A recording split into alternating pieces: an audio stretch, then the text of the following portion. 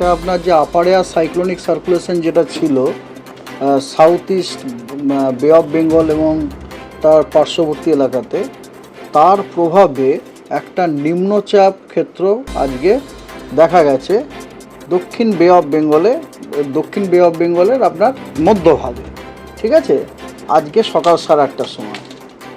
এবং তার সাথে যে অ্যাসোসিয়েটেড সাইক্লোনিক সার্কুলেশনটি আছে, মানে চক্রবাত ঘূর্ণাবর্তটি, সেটি সমুদ্রপৃষ্ঠ থেকে 5.8 কিলোমিটার পর্যন্ত বিস্তৃত আছে।